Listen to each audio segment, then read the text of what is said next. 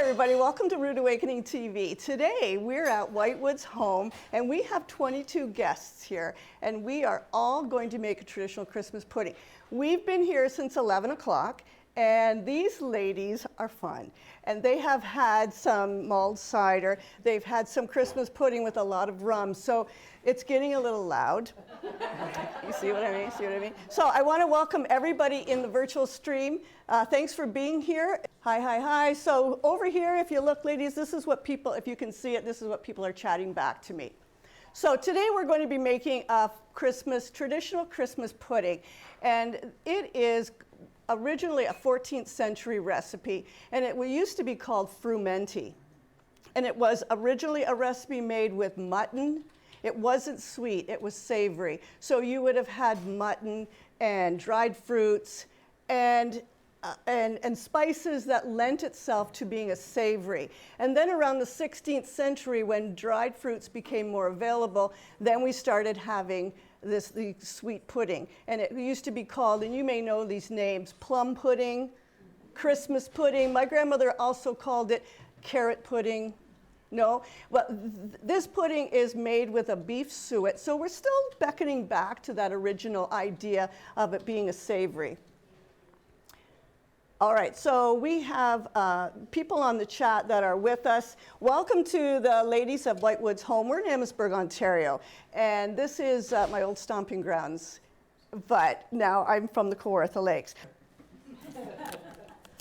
So if some of these ladies have told me that they are fortunate enough to have a steamer, an old-fashioned steamed pudding, I'd like to, I just realized my assistant's over there, I'd like to bring on my assistant. This is Chris.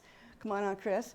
And Chris is going to be helping us today. She is a fairly new employee here, and she's experienced with all of this, so she's going to help us a lot. Thanks, Chris. Mm-hmm. Go away now. So like I said, this pudding is my grandmother's recipe. And as I explained to the ladies before, my grandma was my human. And she used to make this every year. And it was almost a mystery of how delicious she would make this. And we all waited for it. And maybe like your families too, there's some people who like it. There's some people who don't like it. And you know those people. But then everybody tastes it for the first time and they say, oh, that's delicious. So we use a beef suet.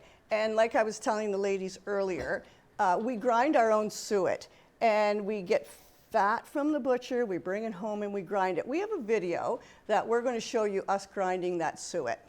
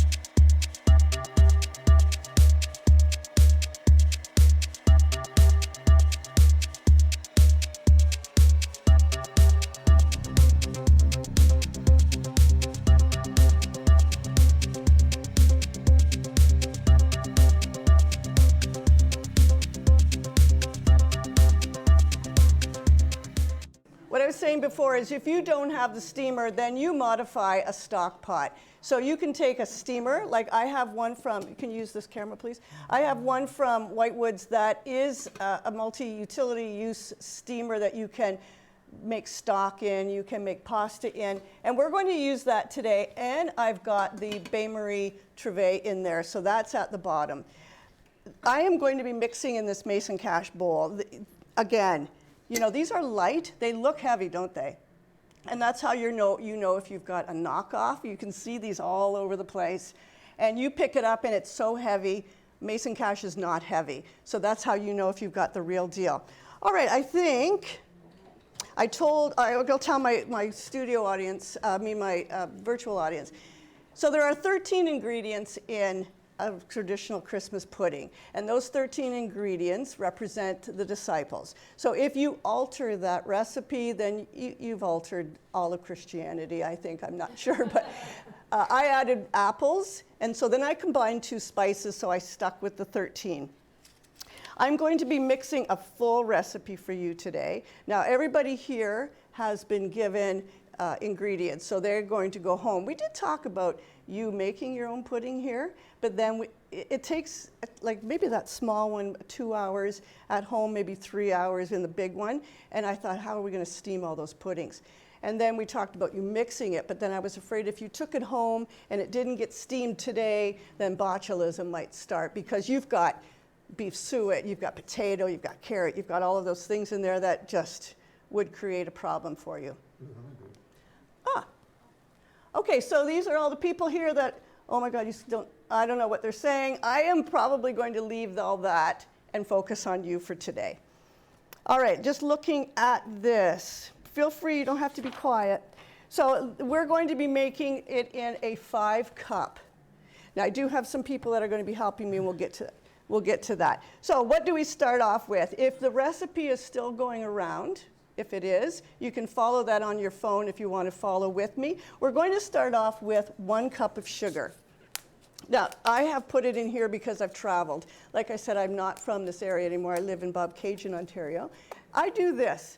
I put a cinnamon stick in my sugar when I do my prep.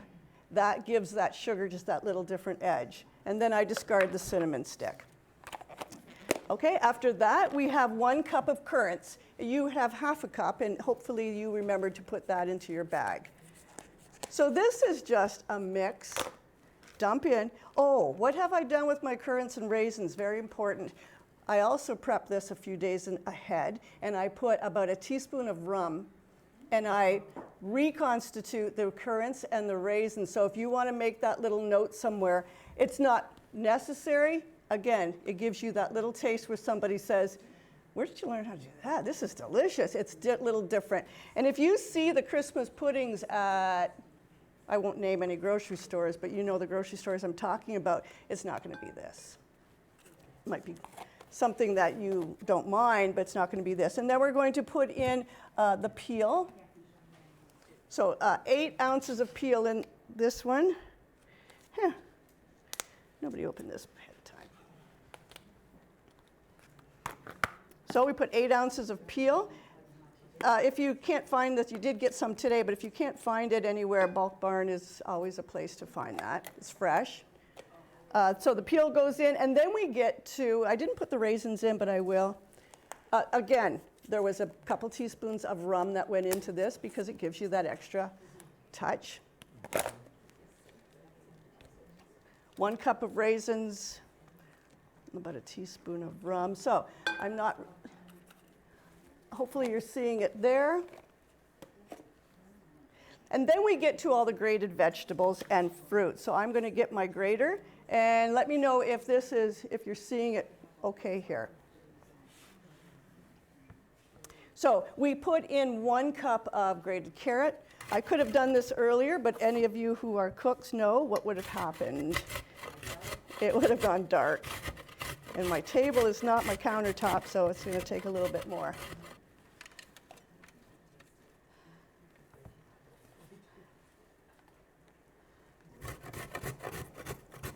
I don't peel my carrots. I don't know if you do. It's sort of something you've been taught by your mother or whoever taught you how to cook, is to peel your carrots. I wash them, I scrub them, because I just don't want to waste any of that. That's your own preference, though. Yeah, sure, go ahead with questions. No, I say you're good at answering my questions. Oh, okay. I don't, because I was raised by very frugal grandparents, so I didn't. How many people is that size pudding dish going to feed? Well, okay, so the one I'm making right now was the size that you saw on that platter, and that served. Did that serve? Yeah, go ahead. Any questions? I just am wondering what kind of potatoes you use. I use russet, and I'll tell you why. You can use russet or a thin skin if you're leaving the skin on. I don't think it matters much, but I always have russets. So this is just a golden Yukon because it's thin skinned, and I know I didn't want to peel it here. Don't have to peel it. It's all getting steamed in. And you say, ooh, but there's dirt on that. I really scrubbed it. you know what, this thing about doing live cooking, when you're home, you don't think about this stuff, and then when you're in front of people, you're like, how long is this potato taking? You know, I really have to tell you, it's different. And I'm at the wrong angle too. This counter, if you notice, is a little higher. Okay, there we go. I don't want to shortchange it, because it won't be right. I have a son-in-law who is British. And so, you know, all of a sudden he's in my family and I'm making a pudding. And I said, okay, it might not be what you're used to. And he ate it and his eyes rolled back in his head and he said, it's a proper pud. And I knew that I had made it right. So let's see who's on here with me. We have Mr. Mark. That table's rocking, don't come a-knocking, yeah. It is rocking, that's for sure. Okay, so I have a cup, peeling and all. You can see that our steamer is starting to go. Now, I'm going to ask the cooks in the house, if you were making this and you put beef suet in it, how do you think we have to mix it? Excuse me. Gently. Gently, that's a good one. Should I use a spoon? A spatula, but if you're using beef suet, the only way to really mix this is with your hands, because the warmth of your hands is going to mix that suet in. My grandmother used to have this thing that if you stirred it, you were allowed to stir it, then you could make a wish. And when you stirred it, you made a wish. Of course, these are things that just made, as a kid, made me in the kitchen. Okay, I think I've got enough apple. Got a few knuckles in there. Now the apple, this one's really juicy, and I am partial to apples in this area. I live 6 hours away, and when apple season came in, I said to Michelle, can you go get me a bushel of apples at Thiesen's? And I need to have apples. I need to have mutsu, and they don't grow mutsu in the Kawartha Lakes. So I had a bushel of apples brought to me all the way to Kawartha Lakes, because these have traveled there and now they've traveled back. Okay, that's probably enough apple, because remember, that's an add-in of mine. So I'll clean up this little mess and we'll continue on. Now here's the next thing. I think I'm going to use one of their two. Okay, so I've got the apple. Now I'm going to put in the 1.5 cups of flour. What does your recipe say? 1.5 cups. Oh, because you took the full recipe. So just, you can adjust it, and I think it's safer to give you, I mean, I sealed it at home too for travel. I think it was safer to give you the full recipe, because then you know that's the original recipe. You can do whatever you want to do with that. You can half it. You can double it if you've got that size. All right, so I'm still going through this. Where is that? Oh, I've got it all mixed into one. So I have salt. If you're following your recipe, I've got 1/2 teaspoon of soda, 1/2 teaspoon salt, 1 teaspoon of cinnamon, 1 teaspoon of nutmeg, and 1 teaspoon of allspice. You may want to avoid the allspice if you don't have that, but it's really important. Oh, I was thinking ahead with my nutmeg and I just threw it in there, so I'm going to grind it. Or not grind it. This is a microplane. If you don't have one of these and you're trying to do it on that, it's really difficult. Hey everybody, thanks for showing up today. I have a lot of people and I don't know who's here. Okay, there's somebody from Egypt here today. Tom and I worked and lived in Egypt for a few years, so I still am connected to some of my students from there. Might be a student. If you are a student, let me know. All right, so I'm going to start mixing this up. Smells delicious. What have I missed? I have missed the most important part, the suet. So this is not the suet that I normally use. Some years I saw my grandmother with this, because my grandfather worked at Maple Leaf Farms in Toronto, and he would bring the suet home. And it often looked like this. So it kind of looks like, what would you describe that as? Maybe like a ground almonds? Almond flour, yes, something like that. But we're going to use it, and if it's what's in town, and it works, and I think it will. One year I got some suet from a butcher, and there's actually meat still in it, and I don't think he understood what I was going for, because that didn't appeal to me. Yeah, that didn't appeal to me much. All right, so the suet, I'm going to take that home and use it. And here's where you have to get in, nitty gritty, because, like I said, the warmth of your hand. You know, you could wear gloves if you want, but then is the warmth there. It's your family. And this is where my grandmother would say, don't rush this. This is the moment when you think about who you're creating this for. And you know, we talked about when you go to Value Village and you find something. I've talked to a few ladies about that. You find something at Value Village and you pick it up and it's a vintage plate. And you think about that lady or that person who owns that. Have you done this? Maybe somebody in the, you go to Value Village, you pick up a platter, you pick up some kind of piece of crystal, something, and you think, you know what, this was somebody's wedding gift. This was a gift that you got from a bridal shower or something like that. And then you went into maybe a retirement home. You went someplace and you didn't want this, or you couldn't have this anymore. I'm going to take it home. And that's the same kind of feeling I get when I'm making this. This is when I picture the days of when I was a kid and my grandmother would make this. So, you know, take your time with it. You start to feel it's coming through. And this would be always the time when everybody looks at this and says, that's not making a pudding.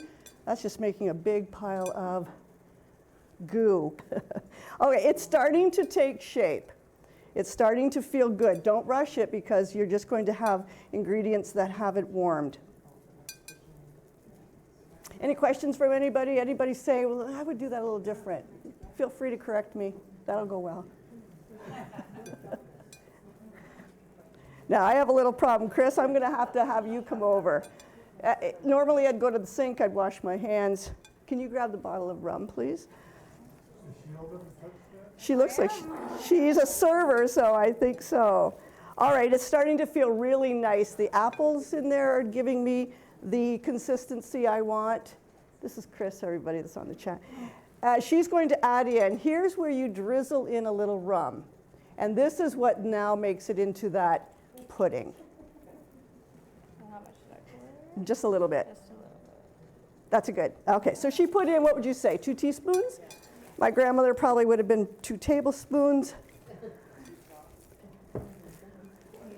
Now, you just have to picture this lady because it would be a trip to the LCBO that was like you were going to the Santa Parade because she never went there. And at Christmas time, she would say, well, we have to go to that store. And nobody else could go. She went to that store and she walked in, bought the bottle of rum, and got out before any of the neighbors saw her. Somehow she felt like it was evil. Okay, now let me go wash my hands and I'll be back. All right, so the pudding's mixed. It's nice and warmed. It's ready to be put into the bowl. What do I do with the bowl? I have this size. And you have the half size, it doesn't matter. I take a little bit of parchment paper and I make a little cartouche. That's what it's called. You can either put it on the top or you can put it on the bottom. Little piece of parchment paper, and I put it down at the bottom. Now, if in my other steamer, I would line the whole bottom, like the same one you would put in the bottom of a cake pan. So I butter the dish, and then I put this in the bottom. This is easier for taking it out naturally, and then you peel it off and you've got a nice smooth finish. So we're going to put it into the bowl. Let's see who. So my chat is saying that this is ASMR. Does anybody know what ASMR is? Yep. Yes, what is it? Well, I don't know what this stands for, but I know it's the sensory of the sound. Right. And all of that makes you want to eat or that signals your brain. Oh, yeah, and you have watched, all of you have watched videos and been drawn in because of ASMR. Yes, congratulations. So it's the smell, you've watched babies, there's this new trend where you watch babies eat. Have you seen this? Like they're eating, and you hear the little gurgles, and you see the cuteness. And that's ASMR. When you're watching a video, because of what you can picture the smell, picture the sound, it gives you a good feeling. And we depend on that as live streamers, my assistant, because we depend on that. You're there virtually. What I'm doing now is I'm smoothing that out, and I'm making it so that there's no air pockets. You see my steamer is going to town. Now this is really the important part of this. I take the spatula and I make that little valley, if that's... Beveled edge. Yes, a beveled edge and a little valley there. Why do you think that's there? We're going to be adding more rum. So take a knife, take anything. My grandmother used to use the end of a round spoon, and I don't have any of those spoons. You know the kind that are like a wooden spoon with a stick? I dock it. I wish you could. Do you have a picture of my grandmother? So that's us at a Christmas party at her retirement home. And she was starting to lose her cognitive abilities at this point, but I would make the Christmas pudding and I would take it to the cook at the retirement home and they would serve it to her. And the one year the wait staff said, "This is delicious. Have you ever tried this before? What is this?" And then she sat there and she cried. She was somehow connecting, but not fully. All right, and that's it for that Christmas pudding. What if you lift this lid? You've ruined Christmas. I place it in there, there it is. I place it in, it's on the bain-marie, it's on the steamer. I put the lid on, and that steams now 3:30. So what I'm going to be probably gone home by that point, traveling home. So this is going into Evelyn's kitchen, and they're going to continue to cook it. So this will have to be shifted over, and they'll cook it. All right, I'm going to just, Can I ask you a quick question? of course. We always cover the top with That's right, parchment paper or foil or a cheesecloth, something like that. We don't, I never have. Okay. And you saw how it was a little bit, when it's rounded at the top and there's that almost like a sticky look to it, and there's the grease pockets that have come out of the suet. That's just the way that I've been taught to make it. But I see it all the time on cooking shows and on pictures that it's covered, and I've never done that. We wrap strings. So Yeah. to pull out. Oh, that's right, yep. Yeah, I know it's not going to go well for her. But no, I've seen that string. But because I'm using that kind of a steamer, that is easy to lift out. And my grandmother never did it, so I just never did that. So are you like the temperature that you keep it at? Oh, it should be at a very low simmer. Yeah, now the one that you ate, I accidentally forgot about it. And it ran dry, and you know when a pot runs dry, it's now frying instead of steaming. And I didn't know if that one was going to be salvageable. So just make sure, it's great with the glass lid, make sure that you do have water all the time. Don't let it run dry, because your pudding could be ruined. But just keep it at a very low simmer, because it's water that's going to evaporate if you don't. Okay?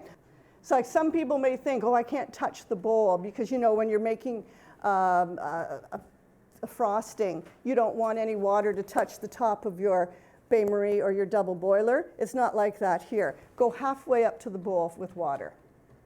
So any questions before we start the sauces? You're all pretty sure you can go home and make this? And the cool thing is that you don't need a real steamer, do you? You can just do it anyway. And like I said, we've lived in countries that Christmas wasn't even celebrated, and I would find something to make a steamer and a pudding. Okay, we're going to start making the bourbon caramel sauce. So now we put the rum away, and we bring the bourbon out. Now the sauce that you had is just an ordinary hard sauce made with brown sugar. If we get time, I think we're going to make that. But the bourbon caramel sauce is a little bit more unique, and I thought I'd bring that today. because not everybody makes that. So let's get that going now. I have a volunteer from the audience. Betty is going to come and help us. Everybody, round of applause for Betty. Yeah. I did wash my hands. Yeah, I still need that. Oh, do you want to? Do you, I did. okay, she did. Thank you. All right, so I don't know if the camera's going that far. Betty, you might be lucky and not. Yeah, oh, there she is. All right, everybody, this is Betty. We're going to move the induction, over so that Betty can be in. All right, this is a good time for me to talk about social media posts. So if you are positively not wanting to be on any social media posts, don't post your pictures. If you do want to post that and you tag Whitewoods or you tag Rude Awakening TV or Rude Awakening Granola, then I'll see that you were there. I'll repost it, and you know we share that way. Also, if you would like a real version of any of these recipes, you can direct message me and I'll get that to you. Betty needs to say hi. Okay, Betty, say hi. Now, so Betty has said that she's comfortable cooking this because this is an induction, so it should be pretty quick. Because when you make a caramel bourbon sauce or a caramel of any sort, and you're putting in whipping cream into the sugar base, you're going to have a volcanic eruption. And so you need to really be careful with that. So we are starting off. Don't be nervous. She says she's nervous. What? I do this all the time. All right, we're going to put in 1 cup of white sugar. So what is caramel sauce? This is not a trip to the gym. This is straight up sugar and water. That's how we start. So we have 1 cup, a quarter cup of water. Okay. Now, Betty's up here for absolutely no reason right now because do you touch it? Nope. If you touch it, you've ruined it. So, but you do have to mix it. I learned that the hard way. Let's turn it down a bit. Have you ever just not touched it at all? No, but I've made the other mistake where it recrystallizes on the side of Okay. the pan by stirring it. Okay, so I have done it where I just put it in, walk away, and don't do anything, and you're going to have crystals. So I get it so that the water and the sugar have dissolved. We don't have a camera. Yeah, we do. A little bit.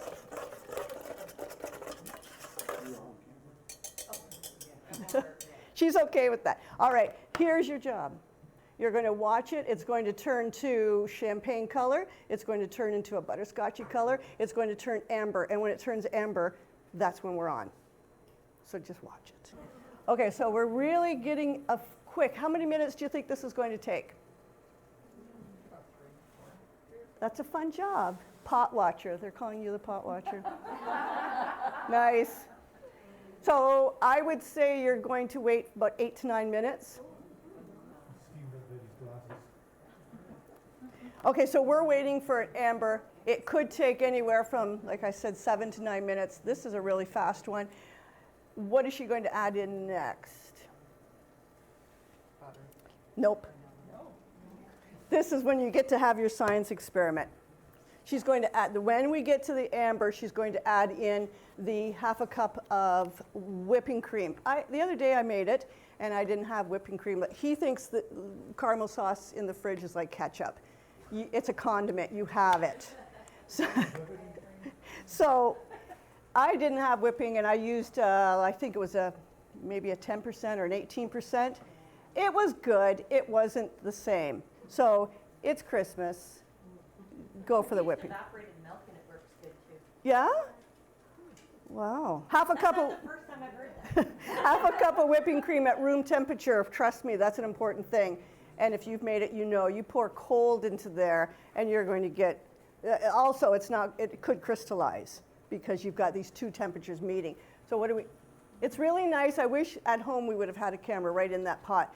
I wish you could see, if you're welcome to come up and look anytime. You don't have to sit there like that. If you'd like to come up and look at this, if you're unfamiliar with what we're doing. Yeah, come on up. And I'll take a few minutes. Grand for the idea, ladies. Thank you. Yeah, bunch of. I just got a message that says bunch of hot ladies there. I think they're talking about temperature, but hey, who knows? 7 minutes. See it when the cream goes in. That's the fun part. Because it does bubble up, right? Yeah, pour it in so don't just take the whole half cup. You'll see, Betty's going to do a good job of that. We're going to slowly put it in. Then she has the right idea. Then we add the room temperature butter. Keep it at room temperature, everything. Now, I have brought some salt. Oh, that's for the rum sauce. I have brought some fleur de sel. It's a topping salt. So if you're a cook and you've ever looked into the difference of salts, all of a sudden the world of salts opens up. You know, you have table salt, you have kosher salt. Tell me if you've got these in your kitchen, and you have sea salt, correct? It's starting to change. Okay, good. So, you know, branch out there and to start looking at something called fleur de sel, and it's a topping. And you know, you'd put a dish together, especially a sweet. I love that sweet and salty combination. So sprinkle this on top of the sweet, and you get a little crunchy salt, and you balance some of those some of those sweet flavors. You know, this is very expensive, but it lasts you probably your lifetime. Oh, well, okay, we do have it. I like it to get to the point where I smell like it's burning. It's starting to smell that way. Betty's going, it's starting to smell that way. All right, we're going to put that there because we may. Oh, this is induction, though, so we could just shut it right off, couldn't we? Yeah. I have an induction at home, but I have this because not all of my cookware. Oh, there we go. It's your amber now. Okay, we've got it. Okay, let's shut it off. And there you go, Betty, you're on. She's going to do it. Slowly. Yep. You ready? You're going to hear it. You got me nervous now. Yeah. She's doing a good, and I chose the tall saucepan. It's a 4-quart saucepan. There, she's got it. And I think you guys would like this too. You're crushing it, Betty. The chat says you're crushing it. All right, now you can use this. Now we can use this, and you're going to put your butter in. I'm sorry, that's a 1/4 cup of butter. This recipe is also going to be posted on my Instagram. So He just wants to know what this is called again? Christmas pudding? this is called a traditional Christmas pudding to my chat from Egypt. Ma'am, somebody is very formal on the chat. It's a delicious Christmas dessert. Okay, now you see, it's smelling great. You're welcome to come over here and get some real ASMR here. The most important, now there's bourbons out there. There's lots of bourbons out. I am not a drinker, by the way. It sounds like I am. So I use bullet bourbon for any cooking. You'll see it in the LCBO. There's, you know, varieties, and I've been told by my chef instructor to use bullet. I do, and I do find that it lends itself well to sweet dessert sauces or anything, a cocktail, that kind of thing. Well, all bourbon's in a cocktail, I guess. How we doing? Are you sticking? A little bit. I'm working it. Betty's working it, she says. It's great. This could have been used on your pudding, but we used a rum sauce. Can you smell it from there? Yeah. And then you pour it into a jar. My jar, that's at 1 cup. You know, the 1 cup that I shredded stuff in? Could you just rinse that out? Thanks. A little sticky around the edges. That's okay. It won't eventually. All right, and now we're going to put in how much of this? A cup. Whoa! The crowd is wild, so. Mine. Let's see, so. Oh, kosherie is one of our favorite dishes. It is one of our favorite dishes. So how are we doing? Smell that. Now, it is sticky a little bit. I'm not sure how Betty messed that up, but I did. it happens. But I've had that happen to me. You pour it into, I have those wick jars. You ever see? Yeah. I pour it into that, and then it seems to dissolve. It seems to be okay. Okay, let's leave it. Have you ever seen this kind of a whisk? Yeah, I use it. You like it, don't you? Yeah, I bet Whitewoods sells it. I didn't get it here. It really is good for a sauce where you're going to have things stick. You know, there's Whisk World, again, Whisk World. This is basic balloon whisk. This one is so good for sauces that may crystallize. It gives you a little bit more play. And then you know the flat whisk. Maybe you've used that one. That's good when you're using a small saucepan. Okay, so we're going to pour this in so that you get to see it. Yeah, there's a little bit too much. If anybody would like to just... Okay, Betty, I thank you so much for your help. Round of applause for Betty being a good sport. There you go. Yay. All right, anybody want to make the rum sauce? Everybody's like, oh, no, look, don't make eye contact. Okay, I'll make it. So we're going to turn this back up. We're going to hand this to our lovely assistant, Vanna White. This sauce is probably, now Betty told me that her family lights it up. They get lit on Christmas. And she told me that they use custard. That's a really common traditional way. And when you see a picture of a Christmas pudding, what do you see? Even in illustrations and cartoons, you see the white custard and the little piece of holly on the top. I don't know exactly why we always used a hard sauce. Maybe it's all my grandmother knew. I don't know, but we did. So we're going to start off with that. So the rum sauce is very simple. I think this is something that maybe a child, oh, my scissors are over here.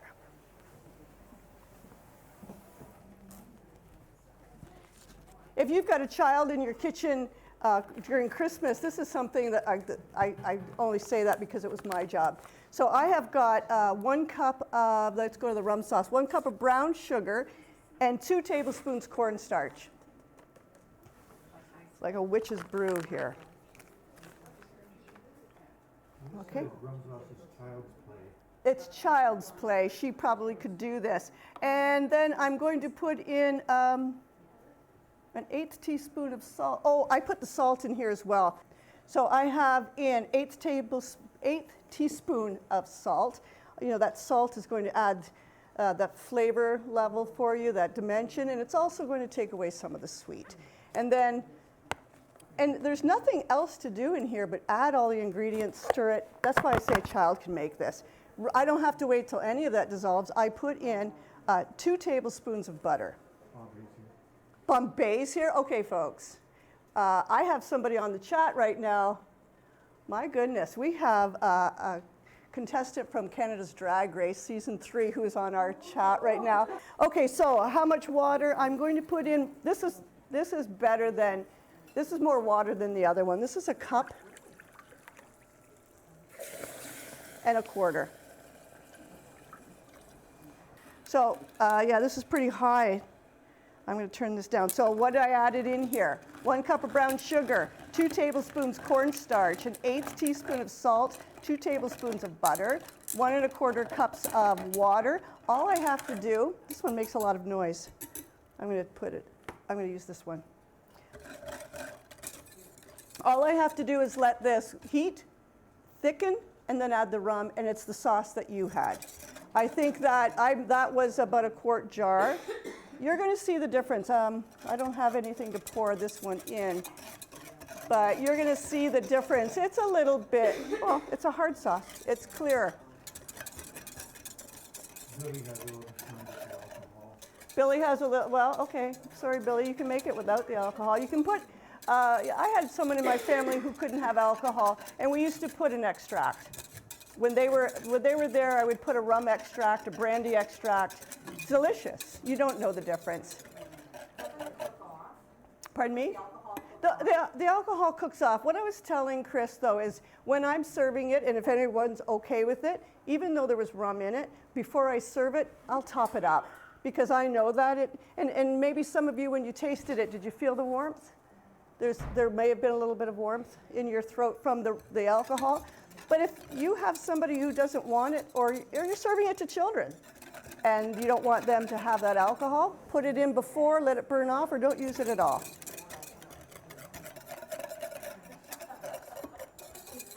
Yeah, that looks pretty good. So I'm just going to pay attention to, Bombay, thank you for showing up today. I know that took a little bit out of your busy schedule, and I appreciate you. Let's see. The person from Egypt's asking a lot of questions. Maybe this, we're more familiar because our background is very British. So, okay, I'm getting it to thicken, so I'm going to turn it down. I like this. This is really responsive.